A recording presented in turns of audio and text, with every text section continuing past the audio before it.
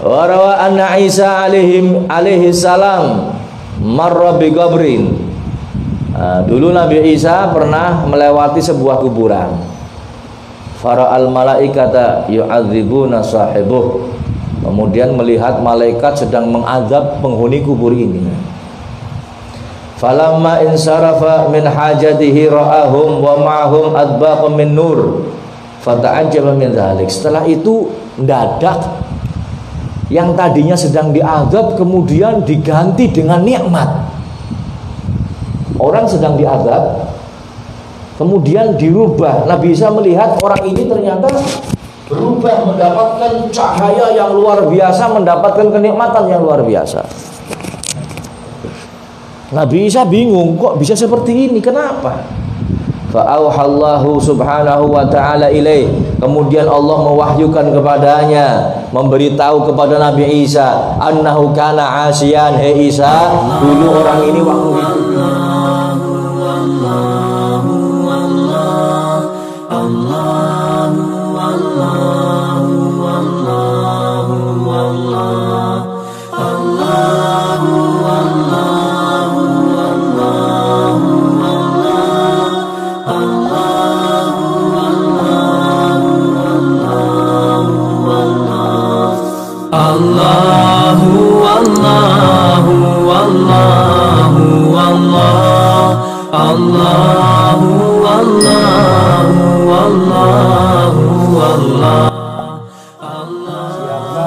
yang membaguskan bacaan Bismillahirrahmanirrahim dengan tajwid.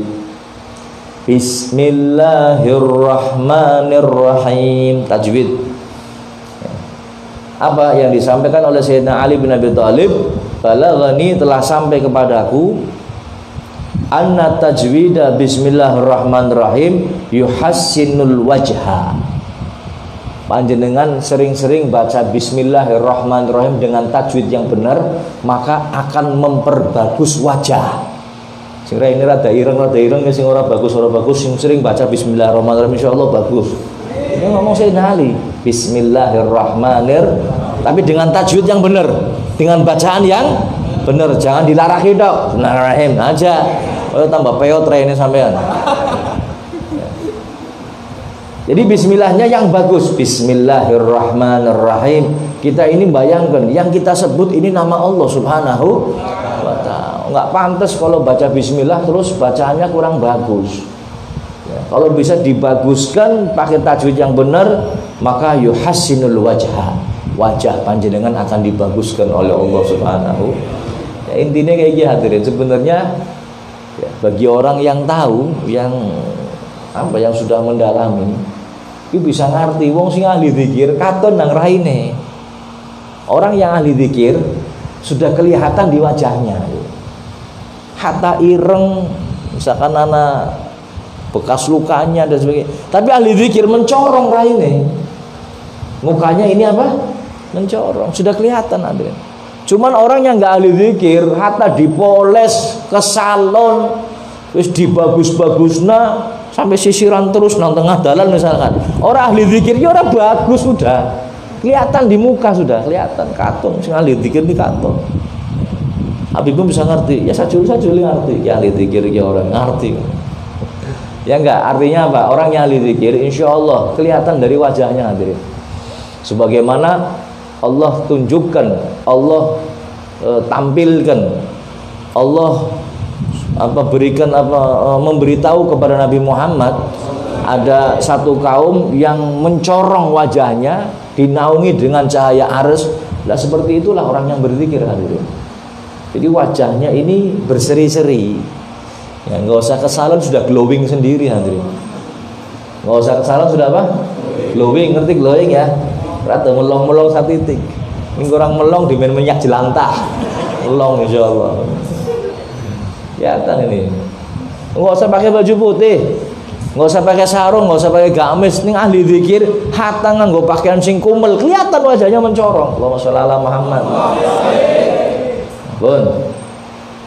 Wa rawa anna Isa alaihi salam marra bi qabrin. Dulu Nabi Isa pernah melewati sebuah kuburan. fara'al malaikata yu'adzibuna sahibuh. Kemudian melihat malaikat sedang mengazab penghuni kubur ini. Falamma insarafa min hajatihi ra'ahum wa ma'ahum adbaqun min nur fata'ajjaba min dzalik. Setelah itu mendadak yang tadinya sedang diazab kemudian diganti dengan nikmat. Orang sedang diazab kemudian dirubah. Nabi Isa melihat orang ini ternyata berubah, mendapatkan cahaya yang luar biasa, mendapatkan kenikmatan yang luar biasa. Nabi Isa bingung, kok bisa seperti ini, kenapa? Fa'auhallahu subhanahu wa ta'ala ilaih. Kemudian Allah mewahyukan kepadanya, memberitahu kepada Nabi Isa, annahu kana asiyan. Hei Isa, dulu orang ini waktu hidup di dunia ahli maksiat. Ahli apa? Maksiat, makanya diazab oleh Allah. Wa qad taraka waladan, dia ini meninggalkan seorang anak. Fasallamathu ummuh ilal maktab. Kemudian ibunya ini menyelamatkan anaknya ini, dibawa ke sekolahan, dibawa ke madrasah, dibawa ke tempat ngaji. Kemudian apa? Falakinahul muallim bismillahirrahmanirrahim. Kemudian gurunya mentalkin, anaknya dibawa ke madrasah, kemudian sama gurunya ditalkin, hei kamu belajar Al-Quran, nggih. Ya sekarang ikuti saya, bismillahirrahmanirrahim. Anaknya baca bismillahirrahmanirrahim. Kata Allah subhanahu wa ta'ala, fastahyaitu an u'adzibahu wa waladahu yadhkuru ismi. Saya ini malu, kata Allah. Hei Isa, saya ini malu mengazab dia, orang tuanya, bapaknya di kuburan, sedangkan anaknya sedang menyebut namaku. Saya malu ya, mengazab orang ini yang ternyata anaknya sedang belajar bismillahirrahmanirrahim, mengucapkan kalimat bismillah. Saya malu, wahai Isa.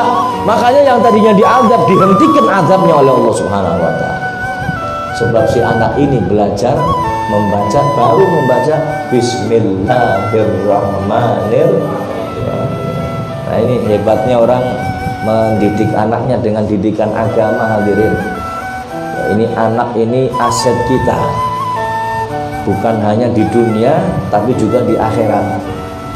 Kalau sampai anak kita nggak ngerti agama, jangan harap di akhirat kita akan mendapatkan hasil yang baik. Jangan harap kita akan mendapatkan keuntungan dari anak-anak kita. Menjerumuskan iya, menguntungkan tidak.